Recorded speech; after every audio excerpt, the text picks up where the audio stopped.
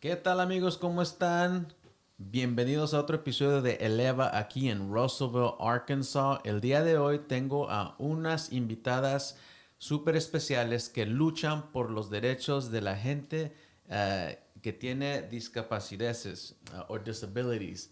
Y vamos a estar en inglés, pero quería empezar en español para que inviten a alguien que les pueda traducir o lo compartan después, pero va a haber mucha información en este podcast acerca de los derechos de la gente con disabilidades y cualquier pregunta o cualquier cosa que tal vez no captaron en este episodio, pues mándenos mensaje o en los comentarios les vamos a poder ayudar. Así que, all right, thank you guys for joining us today. Another episode of Eleva.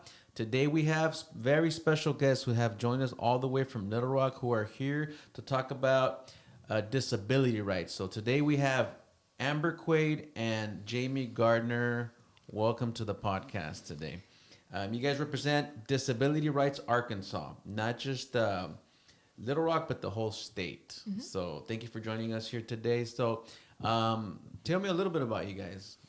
So we are a nonprofit agency that pretty much helps any Arkansan with disabilities. We're limited to our 9 grants, but we offer all of our services for free. Awesome. It's pretty simple, I know. I wish it was a little bit more complex in explaining, but pretty much if you're an Arkansan with disabilities, we're here to help, whether we can directly help you or be a referral or have resources available to you. Okay, so what kind of disabilities? This is why I brought a ton of paperwork with me, because there's so much that we do. Yeah. But we have 9 grants that we work from. And so it's PAMI, which is, this is why I have to bring it because there's so many acronyms. Well, let me start with PAD. So that is basically for persons with developmental disabilities. We have our CAP program that we work with. So that's like our client assistance program. And we work together with rehabilitation services. Then we have our PAMI, which I just mentioned. That's for people with mental illness. Mm-hmm. We have our PAIR program. So that's just about individual rights. Then we have our PAT program. So that's like assistive technology.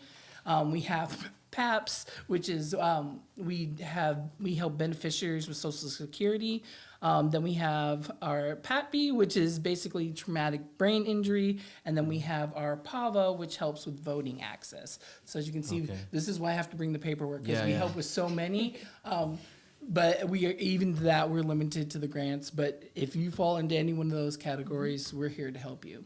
Okay. Yeah. Anybody that might be thinking about it, how can I get help or access to this kind of help? You said it's limited to just those you mentioned? Yes, our main focus is our grant, but if you want to tell them how they can... Yeah. So, I mean, even if you're not sure if you qualify to be underneath one of our grants, you can definitely give us a call or visit us on our website at www.disabilityrightsar.org. And we have a request help form. And so you can just fill in some information about kind of, what problems you're having or what you're kind of needing assistance with. Mm-hmm. And our intake advocate will get back with you on that. Okay. And do give our intake advocate about 48 hours due to the volume. We tell people the 2-day window to give them an opportunity to get back. Okay. And which one of those situations you guys are more involved with, like the mental health or the voting part? All of it, believe it or not. Okay. Because what happens is usually individuals with disabilities aren't going to usually just fall into one category. Just kind of like when you go to the doctor, there's not usually just one thing you want to address. Mm-hmm. So we help with every single one of those grants, and it's usually pretty evenly. Of course, like voting season, the voting becomes a little bit more prevalent. Yeah. When school starts, our education team is a little more prevalent. So there are seasons where we kind of have a little bit more focus on one than the other, but throughout the year, it's pretty consistent. So when someone comes in through the door for a specific need, then you guys find out they might need something else that you guys offer. And that's how pretty much the grants or the services kind of get used up. Mm-hmm. Yeah. I mean, maybe with one person might need 2 or 3 Exactly. those So our options intake you offer. Exactly. So our intake person will take the time to like call back, hear about the situation, collect all the information, and then depending if they talk to another one of our staff members, they will dive in a little bit deeper, and that's usually when we find the connections that it's like, okay, we also need to help you with this, we also need to help you with that, and sometimes you don't know what you don't know. So people often, as they're telling their story and we're getting to know them, we find out it's like, oh, did you know you could do X, Y, Z? We do transition services, so it's helping high schoolers to college. And oftentimes, once we start talking to parents, they think, okay, my child's about to turn 18. Like, let me talk about transition services. And then we usually have a very awkward conversation for a moment, and we're like, well, it's really beneficial if they start at like 14. Or 16. That's a really good age for them to start having the conversation. But here's what transition services do. And basically it's helping the individual find either college or job placement or mentorship. So what they can do once they leave high school, transitioning into Their adult life. their adult life. Yeah. So what you're saying is they can come into your organization up to 2 years before they graduate and start getting your services for that transition services? Because you said it's good to start at 16. Yeah, it's good to 14. kind of do it while you're kind of fresh into high school, like maybe like 9th or 10th grade, kind of figure out, what you like to do, what interests you, and then we kind of build off of that. But we also help a lot with parents with their kids who are in elementary school. They're just starting to get into special education and kind of figuring out what that route looks like for their child moving forward. So we help kids of all ages, and then we also help a bunch of middle-aged and seniors as well if they want to transition from a different job or to like a different career field. I think that's great because you don't feel alone. You feel like some kind of support because sometimes, I remember being in high school and I only dealt with the counselor, which was fine, but I didn't have any extra, help as far as choosing or guiding. So I think that would be great for kids to just lean back on you guys. While going to school, they can go to your organization and kind of get that extra help they need. It definitely helps. I wish I would have had something because my parents were like, I don't know, they were clueless. Exactly, yeah. Ask the teacher kind of thing. And Well, it's a lot of information. Yeah. Honestly, it's really hard to do it on your own. That's why there's a lot of communities that are built up together. Autism gets talked about a lot, so there's like a lot of organizations that focus just on autism. So if you or someone in your family or someone has autism, there's a group that can help you with that and collect. And our part is just to add to that conversation, to be part of that resource, because you really can't do it alone. Like you said, like you don't know what you don't know, and if your parents don't know, the resource isn't there. It's just things you have to learn and start asking questions and start connecting, and we're part of that puzzle. yeah. And how long have you guys been around your organization? Yeah. So we were originally founded in 1977, but then we were incorporated in 1980. Okay. So we're 45 years Yeah. old, 48, depending Yeah. on which way you want to look at All it. right, so you guys been around Been for around a minute. for a minute, yeah, for sure. And then you guys individually with the organization? Yeah, so I've been with Disability Rights Arkansas for a little over a year. I transitioned back about last January, into a marketing role, trying to help, get our voice out there on social media, out in the community with events and stuff like this. So that's what you mentioned, the TikTok. Yeah, so you can find us on TikTok. We're on TikTok, Instagram, Facebook, YouTube, and Blue Sky and Twitter. Yeah, no, So, you'll be surprised how yeah. that works. Nowadays, back in the days, I used to get from my mom, hey, get off of that, you're wasting your time. Yeah. Now she's like, do it, they make a lot of money. Exactly, yeah. Like, So yeah, because you like the reach that you can have, like using those tools online, you can have a broader audience and feel more connected with your community. If you can't, meet them face to face sometimes, or just you're just want to talk to them. yeah, no, you're right. There are definitely tools that can help you get your message across. Yeah. And how about you? How long have you been with the organization? So I'm a little newer. I've been there 8 months, and that's why we kind of teamed up today to make sure the information was there. But mainly I'm newer because our organization realized how much we need to expand, how much these really are tools to get the information out there, and we want to be as accessible as we can. Yeah. So we just continue to grow, not only online and digitally, but also in print, making sure we're going to events in the community, Exactly. making sure we offer like all of our materials in multiple languages as well as Braille, and then we always have like ASL interpreters and transcripts on anything we do digitally, because trying to be accessible as possible. But again, that's why I'm one of the newer ones brought on board, but we're trying to grow and expand and share all our Okay. information. Yeah, the reason I ask is because in that over a year and then 8 months. Yeah. Have you seen a success story of someone Oh, that comes in? I gosh, mean, can yeah. you share that? I mean, if Several, someone that has, yeah. Oh, I don't even know. Do the baseball one. Okay, baseball. Because that's the newest one. Yes. So one of the newest ones that we just kind of highlighted this past week for our community is so there is a young man. His name is Derek, and he attends the Arkansas School for the Deaf. And they don't really have a full sports team. Like they have like basketball and I think football, but he had to transfer out to Seven Hills High School, which I am an alumni of, so that was kind of cool.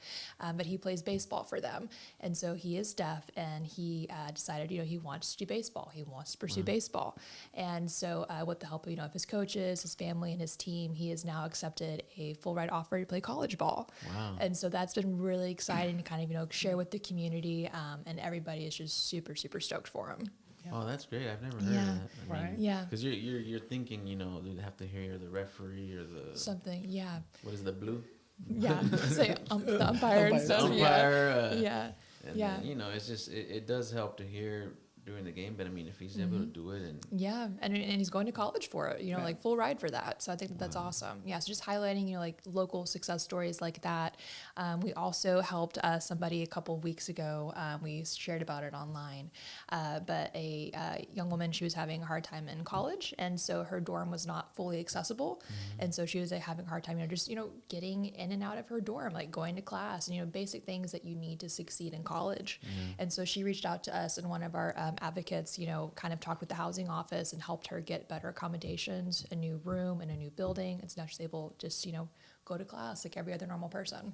So, wow, that's great. yeah, just, That's- look like little things like that. yeah. I mean, little things make big impact. Yeah. Exactly. So, Yeah. and how about you? Any story that has kind of stayed with you or impacted you? Yeah, so the one that I think, I don't know, just because I had a similar situation in life, but a gentleman was in a car accident, and while he was recovering, his dad got guardianship over him, so you could do like medical and informational and be able to help him through that process. Well, once he recovered from his accident and was able to live his life independently, his dad didn't want to give up that guardianship.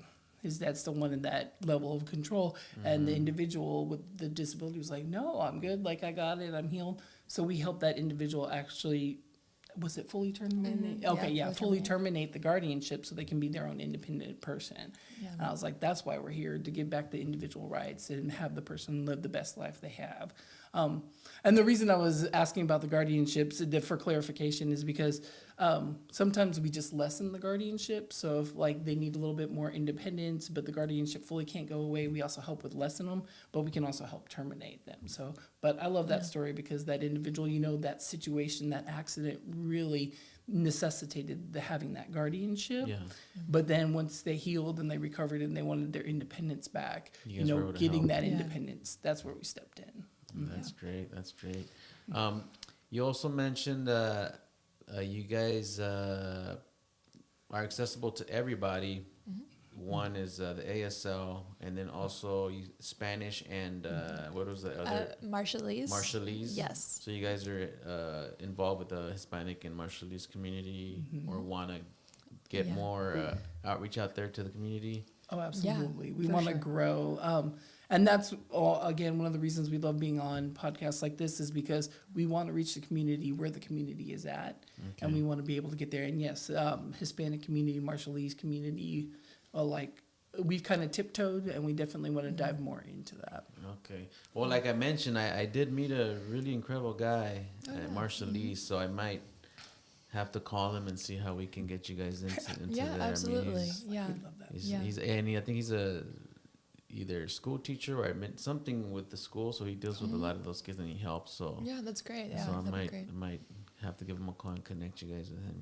Yeah. As far as the Hispanic, well, I mean, we have a big community here, so I mean that's good that you guys came on here. So I'm hoping that they're watching. Si están mirando, aquí tenemos mucha ayuda para ustedes con cosas de si hay gente. You can help deaf people, right? People that are deaf. Gente que esté sorda les pueden ayudar para sus derechos en la escuela o diferentes lugares para hacerles la vida mejor. Así que si están viendo, deberían de comunicarse con Disability Rights Arkansas. no solamente es de Little Rock, pero todo el estado. Si tienen cosas así que quieran saber un poco más para que se comuniquen con ellos, ¿ok? Y si tienen preguntas y están viendo, pongan en los comentarios y no se les olvide compartir. So, just did a little bit of translation there for the community, you know?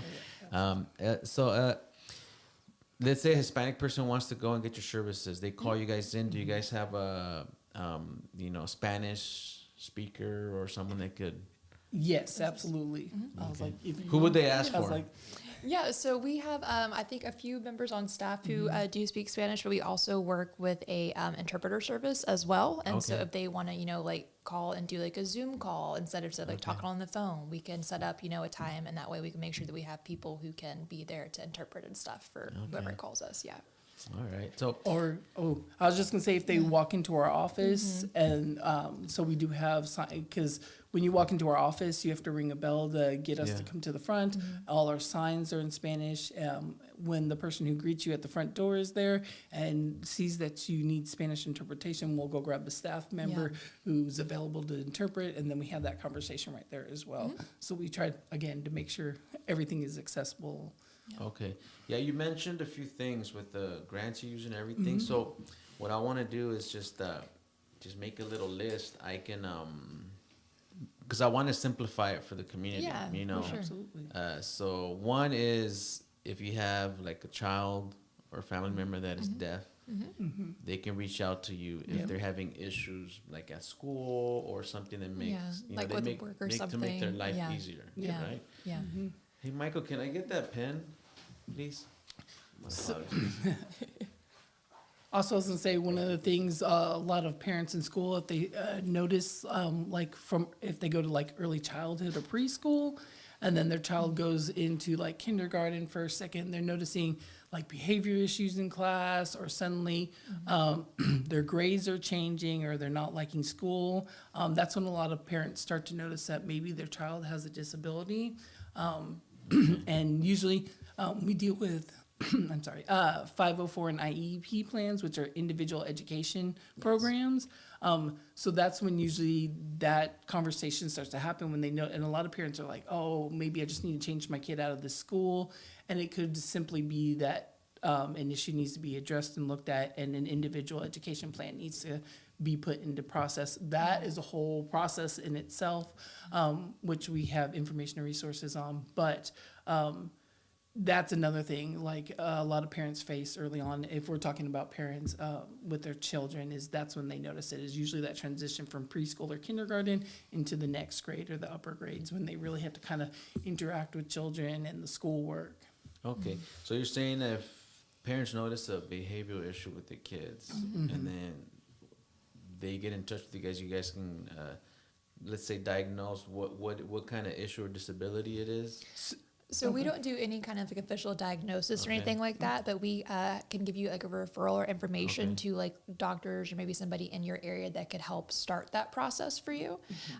We kind of mainly help with like the school side of things. If you realize, or like your doctor, or like let's say like your occupational therapist or somebody recommends that, hey, your child probably needs to have like additional aid, like a behavior aid with you in class, like another person to kind of help guide them through that class, or they need their iPad to help them speak, or to help them solve problems. We can kind of make sure that you have those rights in the classroom if you're not receiving those services. But as far as like diagnoses and stuff go, we don't do any of that. Okay. But Yeah, I was just asking because you mentioned, they might discover that their child has a disability. So, like, what kind of disability are we talking about? So sometimes, like, especially like in early childhood education, you might realize that, like your child might have like dyslexia or something like that. Like they're having a hard time reading, the letters look kind of funny. Or you might realize that your child might possibly be on the autism spectrum, or they're having a hard time, communicating like their thoughts and their feelings. They're having a hard time, working on certain classroom projects and stuff like that.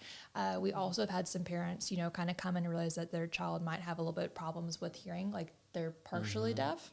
And so we've had, some parents come in and we've helped them with that as well. So, because not all disabilities are visible, some of them are kind of invisible disabilities, what they like to call them. And so just realizing if your child doesn't have like an obvious physical presenting one, that, we can kind of go down that line if, you need help that way. So I'm just writing it down Yeah. because what I'm gonna do once we close, I want to repeat this in Spanish, so anyone watching can kind of like, hey, that's me. Yeah. Let me give them a call. So, so children, behavioral issues, help with any person that could be deaf. And then you said the voting, right? But that season is over. Yeah, for now, kind of, yeah. But I know, so back in October, November, a lot of places we found or we got calls from that people went to go vote and they weren't accessible polling sites, so they couldn't get their wheelchair up the ramp or up the stairs, or their walker couldn't make it up the ramp, or the parking lot was just so bad they couldn't even get out of their car. So we helped a lot with that. Or if they need help, filling out the forms, or they never registered to vote, we can help somebody register to vote. Okay, that's great. And am I forgetting another one? I know you mentioned a few, so I'm just yeah, trying to get at least the lot. most important ones. Yeah. So other than education and voting, employment's another huge one. Yeah, employment's really big as well. So just again, having that individual who's exiting high school and what they want to do in their adulthood, or helping them with that path, we connect and refer to organizations such as Project Search, but then also any kind of work accommodation. That's where we step in and help as well. Yeah. So sometimes, an individual or an adult will be in a serious accident, or they'll get really sick, and then they acquire a disability. And so I've already had a job and they can't work that same job anymore. We can kind of help with working with other organizations and other referrals to help you find either a new job or to help you find accommodations for that job. So, if you're needing, additional time, like longer breaks, or if you're needing a certain assistive technology device in your office, like a different chair, a different computer screen to kind of help with your back or your arm or something like that affects your disability and your progress to work, we can kind of help put those little protections into place for you. Okay, so someone's in an accident, they work for somebody because of the accident, now they have a disability, they can't go back. So you can help them find a new job. Yeah, we can help. And then accommodate the new job to their new. Okay. Yes, we can refer you to another agency or another organization that can help you find that placement of a job. But then we can help with those accommodations for sure. All right. Well, at least there's a few here, and then if there's a question, they can call you guys. Yeah, absolutely. Yeah, and we're online on every social media platform at Disability Rights AR, and we have our website at disabilityrightsar.org. Okay. And I do want to mention one more thing, because I know Medicaid is a big topic right now as well. So we do help. This is for individuals who have a pass, but we also help with kind of basically community-based services. So if it's an individual that wants to be part of their community through the Medicaid program and different services, we help get them into the community. If they like bus transportation, I know we were talking about recently in this last voting session, just accessibility to be able to get on a bus or get the vehicle to be able to transport them. So we also focus on the pass portion of Medicaid as well. Yeah. Okay. So if you have somebody, coming into your home to help you, let's say with your cooking and cleaning, somebody helps you come in to do physical therapy or something for you a couple times a week. If you're not receiving that care or those hours that you're allotted to, or that you're supposed to be getting from your Medicaid plan, call us and we can make sure that you're, getting that help that you're entitled to receive. Okay. So if they applied for Medicaid, and they're already, and they get approved, and that they say, oh hey, we can send somebody to your house 15 hours a week, to help you work on exercise or to help you with any kind of therapies at home. But let's say the company isn't sending somebody out, to come see you 15 hours a week, and you're like, hey, I'm entitled to this, Medicaid is paying for this, why am I not receiving these services? That's when you can call us and we can make sure that you're getting the treatment that you're entitled to receive. Yeah. Okay. Yeah. Good. Well, it sounds like you guys have we do, several things. A little bit of everything, yeah. So whether it's, a physical disability, invisible disability, mental disability, any age group in the state, we got it. Okay. Yeah. And how have you guys been doing so far? We're on the third month of the year. Oh, it's been so you guys busy. been busy? It's been so busy. Yes. It's been very busy. We've had a lot of, I feel extra calls, about people with the Medicaid help, if they aren't getting their services that they're entitled to receive, or they're still getting billed for them, or Medicaid's still getting billed for them. we're making sure that they get those services. Or if they say, oh, hey, you're okay, you don't need these anymore, but they still clearly need those services, we kind of fight to make sure they still get that treatment in the home or in the community that they need. Education's been really busy as well. Since the school year is kind of coming to an end a little bit here in a couple of months, a lot of parents are trying to, get a jump start on, their kids' school year in August and seeing what worked best for them this year, what didn't, and how they can kind of have a better special education, like IEP 504 plan for next year. Okay. So just trying to do all that. For that. Yeah. Yeah, been very, very busy. No, that's great. That's great. And how how big is your team? So we have 24. 24 employees. Wow. So a small team, but a mighty team. Yeah, Wow. small but mighty team doing the whole state. So Wow, the whole Yeah. 24, the whole Yeah. state. Oh, yeah. yeah. Wow. I was like, because on top of all of that, believe it or not, we actually also monitor for abuse and neglect in what Like is it? facilities. Psychiatric residential treatment facilities and The Arkansas State Hospital. Yes. And Yeah. so we have a team, we have a whole database actually on our website that shows the information about what's going on there. So for parents who have individuals who are in those types of settings can go look and see what's being reported and what's happening. Tons of police videos that go along with that, and that's a whole subsect of what we do. So we do a lot. So that's why we Yeah. always say, hey, if you have questions, just call Just us. call us. definitely Yeah. call. Yeah. We'll work something out. Yeah, 100%. definitely. Yeah, because it's you guys have a A lot. large spectrum of things you guys can help the community with. Exactly. So Yeah. I think the best thing would be to just have them call you guys, mention a few things, and if Yep. they're iffy about something, still call you guys. Yeah, Exactly. You guys yeah. might be able to help. Yeah. And even if it's just a general question, you're like, I think this is a thing I don't know if this is a thing. Is this a thing? Call us. Yeah. We're more than happy to talk with you. And Yeah. again, we want to be there for the community. Yeah, and if we don't know it, we know somebody else who does. Exactly. So yeah, we have a very vast referral and information network. So That's yeah. great. What would you tell anyone watching or want to say, like the importance of them getting in touch with you guys because they might need something from you guys, but what can you say to the community watching to get in touch with you guys to perhaps be able to find a solution to any issues or problems that might have?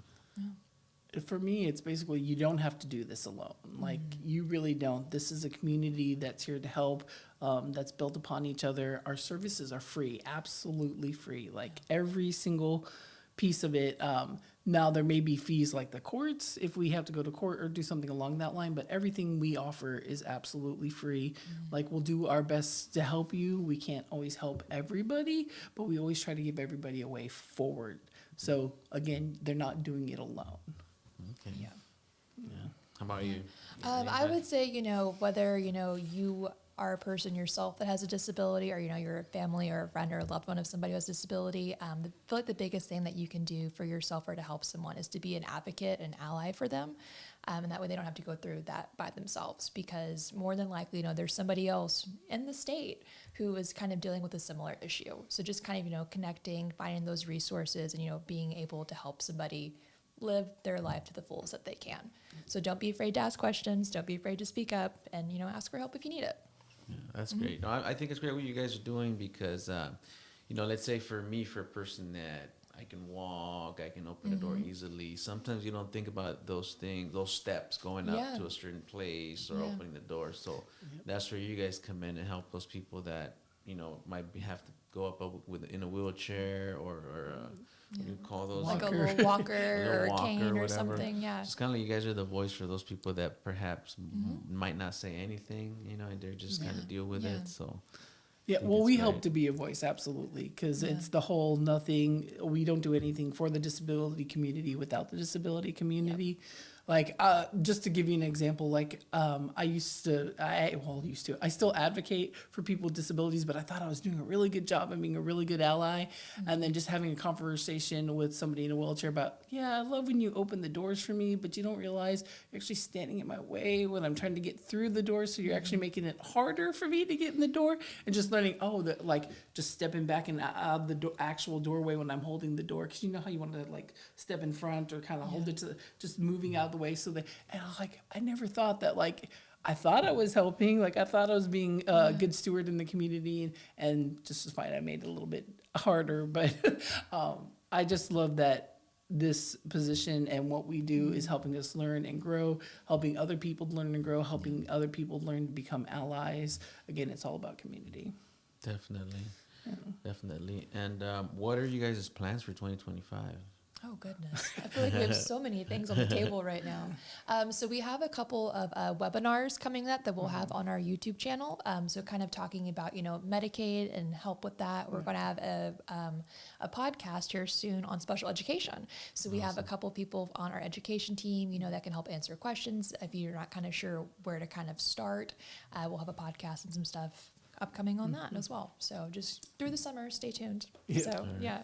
And we're also out in the communities right now. We do listening sessions, and we're always looking for feedback from the community. Yeah. But right now, we're traveling across the state. So if you follow us on socials, you'll see where we are. You can actually come and sit down with our team members. We're actually a part of the DD network, which is ourselves, the GCDD, which is the Governor's Council on Developmental Disabilities and Partners for Inclusive Communities. We got together and we're traveling around the state and we're talking to our communities. We're sitting down with them. We're giving days and different times so that way people can come when it fits their schedule. But so if you want to be part of that listening session, you want to come and talk to us and really have a voice and tell us your needs, that's 2025 for you. That's great. And then so besides, because you guys are based in Little Rock, right?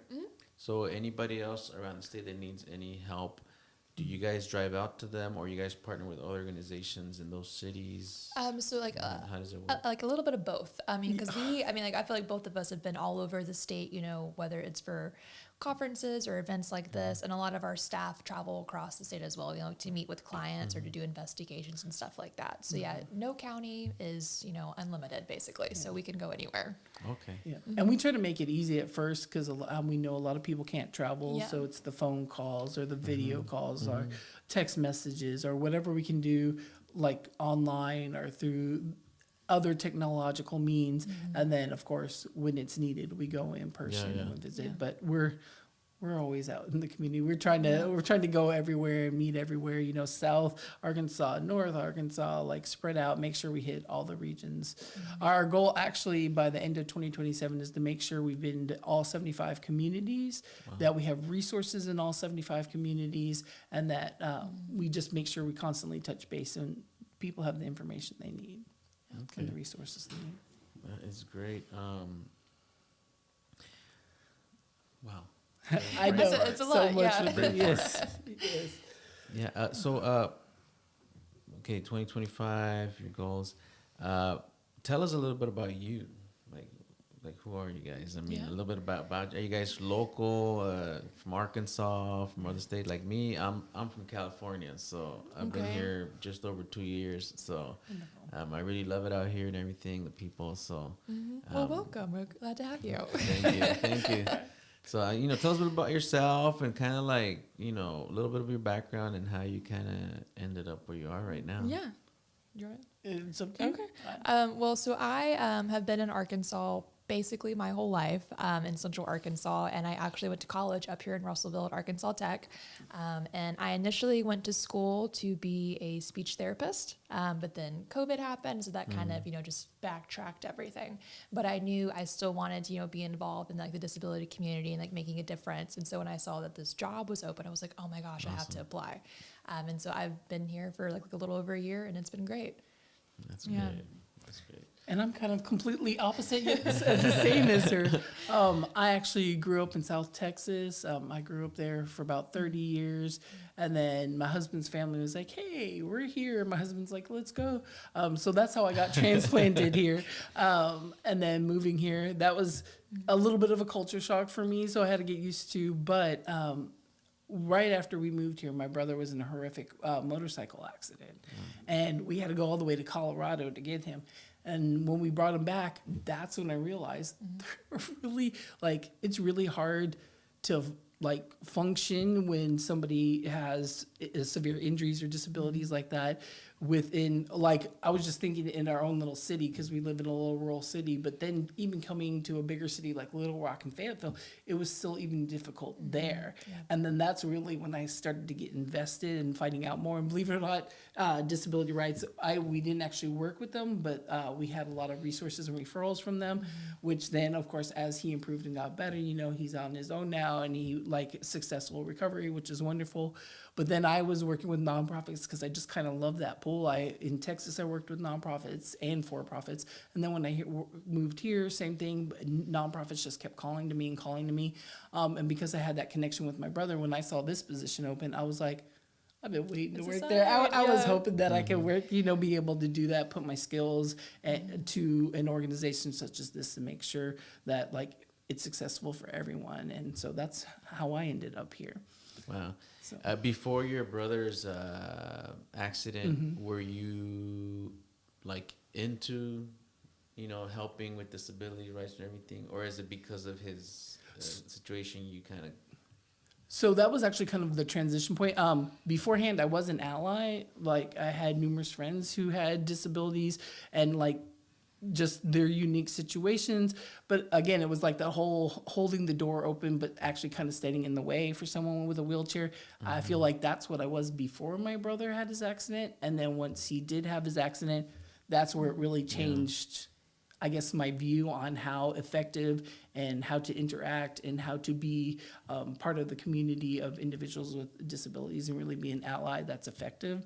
So beforehand, absolutely. I worked at several nonprofits and volunteered afterwards to help within that community. It's actually how I first learned ASL. But then with my brother's accident, that's when my whole trajectory changed. And I became more entrenched into the community. You had a personal situation, so it was like, okay, you dove deeper. Yeah. Well, it was that whole, like, I thought I was helping, but then it was just this bare surface scratch of it. But and then now that I'm here, I love it. I love the community. I love the people that are in it. I love how they help and build each other up. So it's a really good place to be. That's great. Well, I'm glad you guys are here today sharing a little bit about your organization. I don't know if there's anything you guys want to add for the community to see, where they can find you, phone numbers, websites. The floor is yours. If you guys want to do a call to action, look at the camera and, hey, guys, we want to see you, want to meet you guys. Yeah. The floor is yours. Well, you want to give the information? Yeah, for sure. We are online everywhere on basically almost every platform. We are on Facebook. We are on Instagram, Twitter, YouTube, Blue Sky. We're on TikTok. You can find us at Disability Rights AR or Disability Rights Arkansas. Our website is disabilityrightsar.org. And you can give us a call at 501-296-1775. And we are open Monday through Friday, 8:30 to 5. So you can come into the office during those times or give us a call during those times.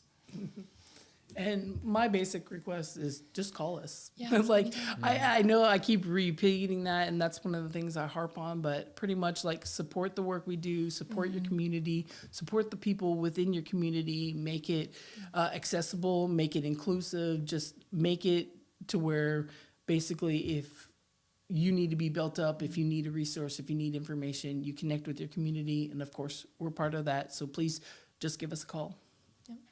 There you go. Well, thank you guys for coming today. It's a pleasure having you guys here today. And whatever you guys need, just reach out. I mean, I think it's great what you guys are doing. And it's always a good feeling when you're helping someone that perhaps doesn't have a voice, and I'm sure you guys see the results and the fruit of it. So you guys keep going and everything. Thank you for coming. And I'm going to do a quick Spanish outro. That way our Hispanic community can know what's going on. But amigos, gracias por mirar el día de hoy a Eleva. Tuvimos aquí a Amber Quaid y a Jaime Gardner de Disability Rights Arkansas. Y ellos luchan por los derechos de personas con disabilidades. Por ejemplo, gente que esté sorda, que tal vez necesitan ayuda en el colegio, la escuela. Pueden hablarle ustedes para cualquier pregunta. También si tienen hijos con problemas de comportamiento en la escuela, tal vez han de tener algo que les esté impidiendo, ellos pueden ayudar. También la gente para votar, bueno, ya pasó esa temporada, pero por ejemplo, silla de rueda, acceso a cosas así. Y también gente que ha tenido accidentes y tal vez perdió el trabajo por la discapacidad y están buscando trabajo, ellos les pueden ayudar a buscar un trabajo nuevo y también ayudarles a arreglar el área de su trabajo porque, bueno, ya tienen una nueva discapacidad. Entonces pueden ayudar con todo eso. Así que háblenles a ellos el día de hoy. Son de Little Rock, pero ellos dan servicio a todo el estado, así que comuníquense con ellos. Can you give me the number again? Yeah, for sure. It's, It's 501-296-1775. Ok, el número es 501-296-1775, right? Una vez más, 501-296-1775. Así que comuníquense con ellos. Thanks for your support today, and you guys keep on having a great Tuesday afternoon. No, Tuesday morning. Close enough. All right. Thank you guys. Se me cuidan.